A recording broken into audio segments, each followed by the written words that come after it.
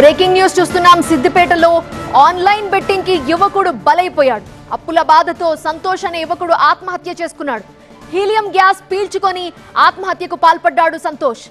YouTube చూసి suicide ఏ విధంగా చేసుకోవాలో ప్లాన్ చేసినట్టుగా అనుమానం వ్యక్తమవుతోంది. ఘటనా స్థలంలో సూసైడ్ నోట్ ని స్వాధీనం చేసుకున్నారు. కేసు నమోదు చేసిన పోలీసులు దర్యాప్తు చేస్తున్నారు.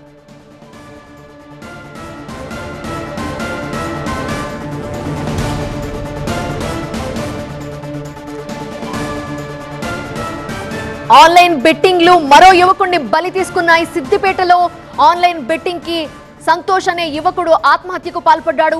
అప్పులు పెరిగిపోవడంతో ఆ బాధతోనే యువకుడు సూసైడ్ చేసుకున్నాడు. హీలియం గ్యాస్ పీల్చుకొని ఆత్మహత్యకు పాల్పడినట్లుగా తెలుస్తోంది.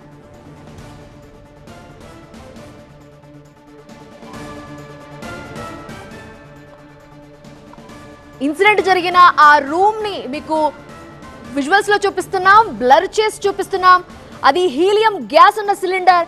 యూట్యూబ్ లో ఎలా సూసైడ్ చేసుకోవాలో వీడియో చూసి అతను ఈ విధంగా సూసైడ్ చేసుకోవడానికి ప్లాన్ చేసినట్లుగా తెలుస్తోంది.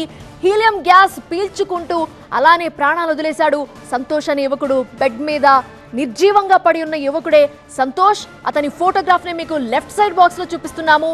బెట్టింగ్ యాప్ల్లో అప్పుల పాలైపోయి ఈ సూసైడ్ చేసుకోవాలని నిర్ణయించుకున్నాడు. హీలియం గ్యాస్ పీల్చుకొని సూసైడ్ కి పాల్పడ్డాడు.